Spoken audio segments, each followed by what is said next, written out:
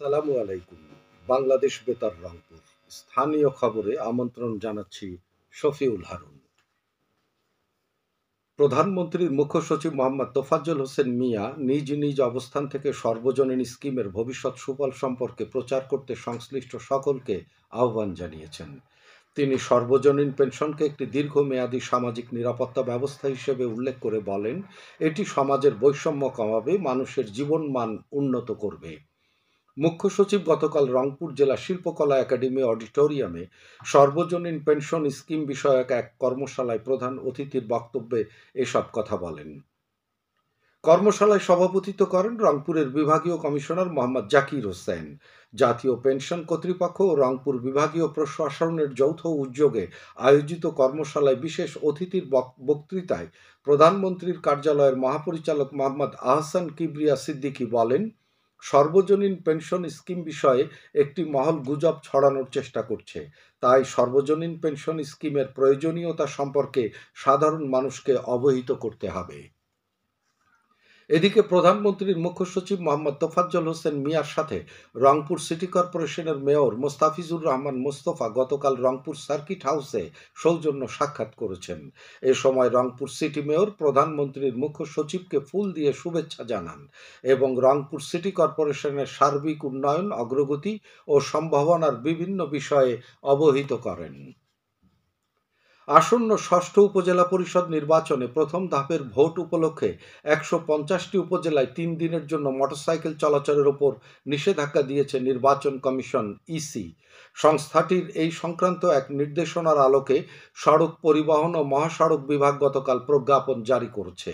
এতে বলা হয়েছে, আগামী বুধবার অনুষ্ঠিত হতে যাওয়া ষষ্ঠ উপজেলা পরিষদের প্রথম ধাপের সাধারণ নির্বাচন উপলক্ষে আগামীকাল দিবাগত মধ্যরাত ১২টা থেকে নির্বাচনের দিন দিবাগত মধ্যরাত ১২টা পর্যন্ত ট্যাক্সি ক্যাব, পিকআপ, মাইক্রোবাস ও ট্রাক চলাচলে নিষেধাজ্ঞা থাকবে। এতে আরও বলা হয়, আজ দিবাগত মধ্যরাত ১২টা থেকে ৯ মে মধ্যরাত ১২টা পর্যন্ত নির্বাচন এলাকায় মোটরসাইকেল চলাচলেও নিষেধাজ্ঞা থাকবে। নির্বাচনের সংবাদ সংগ্রহের কাজে নিয়োজিত দেশি বা বিদেশি সাংবাদিক, কর্মকর্তা কর্মচারী, আইন শৃঙ্খলা রক্ষাকারী বাহিনীর সদস্য, নির্বাচনের বৈধ পরিদর্শক এবং জরুরি কাজে ব্যবহৃত কতিপয় যানবাহন চলাচলের ক্ষেত্রে এই নিষেধাজ্ঞার বাহিরে থাকবে। প্রজ্ঞাপনে এই নিষেধাজ্ঞা আরোপের জন্য সংশ্লিষ্ট জেলা প্রশাসককে ক্ষমতা দেওয়া হয়েছে। এদিকে প্রথম ধাপে ষষ্ঠ উপজেলা পরিষদ নির্বাচন অনুষ্ঠানের লক্ষ্যে কুড়িগ্রামের রৌমারী উপজেলায় প্রিজাইডিং অফিসারদের মত বিনিময় সভা গতকাল অনুষ্ঠিত হয়। উপজেলা পরিষদ সম্মেলন কক্ষে অনুষ্ঠিত মতবিনিময় সভায় প্রধান অতিথি ছিলেন উপজেলা নির্বাহী অফিসার নাহিদ হাসান খান। এ সময় নির্বাচন সংক্রান্ত সংশ্লিষ্ট বিষয়ে আলোচনা, নির্দেশনা এবং সিদ্ধান্ত গৃহীত হয়। উল্লেখ্য, আগামী ৮ই মে উপজেলার ৬১টি কেন্দ্রের ৪২২টি কক্ষে মোট ১,৬৮,৪১৪ জন ভোটার তাদের ভোটাধিকার প্রয়োগ করার কথা রয়েছে। স্বাস্থ্য অধিদপ্তর ইউনিসেফের সহযোগিতায় তাপমাত্রাজনিত স্বাস্থ্য ঝুঁকি বিষয়ক জাতীয় গাইডলাইন প্রকাশ করেছে। গতকাল রাজধানীতে এই সংক্রান্ত এক অনুষ্ঠানে স্বাস্থ্য ও পরিবার কল্যাণ মন্ত্রী ডাক্তার সামন্তলাল সেন বলেন, তাপমাত্রাজনিত স্বাস্থ্য ঝুঁকি বিষয়ক সময়োপযোগী এই গাইডলাইন সারা দেশে ছড়িয়ে দিতে হবে।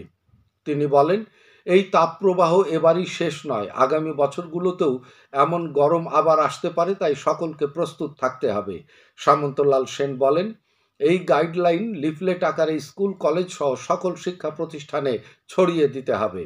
ইতোমধ্যেই সকল সরকারি হাসপাতালে এই গাইডলাইন প্রেরণ করা হয়েছে এবং চিকিৎসকদের প্রশিক্ষণের ব্যবস্থা করা হয়েছে।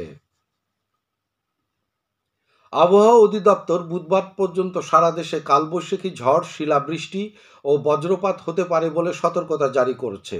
একই সঙ্গে আজ থেকে বৃষ্টিপাত বেড়ে তাপপ্রবাহ কমতে পারে বলেও জানিয়েছে সংস্থাটি। গতকাল আবহাওয়া অধিদপ্তর এক পূর্বাভাসে জানায়, গতকাল বিকেল 4টা থেকে পরবর্তী 72 ঘন্টার মধ্যে রাজশাহী, রংপুর, ময়মনসিংহ, ঢাকা, খুলনা, বরিশাল, চট্টগ্রাম ও সিলেট বিভাগের ওপর দিয়ে বিচ্ছিন্নভাবে পশ্চিম, উত্তর পশ্চিম দিক থেকে দমকা থেকে ঝোড়ো হাওয়া সহ কালবৈশাখী ঝড় বয়ে যেতে পারে। এ সময় কালবৈশাখী ঝড়ের সঙ্গে বজ্রপাত ও বিচ্ছিন্নভাবে শিলাবৃষ্টি হতে পারে বলেও জানানো হয়েছে। শেষে আবহাওয়া। আজ সন্ধে 6টা পর্যন্ত পূর্বাভাসে বলা হয়েছে, ময়মনসিংহ, কুমিল্লা এবং সিলেট অঞ্চলের ওপর দিয়ে পশ্চিম উত্তর পশ্চিম দিক থেকে অস্থায়ীভাবে ঘন্টায় ৬০ থেকে ৮০ কিলোমিটার বেগে ঝোড়ো হাওয়া বয়ে যেতে পারে। সেই সাথে বৃষ্টি অথবা বজ্রসহ বৃষ্টিপাতের সম্ভাবনা রয়েছে। এসব এলাকার নদীবন্দর সমূহকে ২ নম্বর নৌ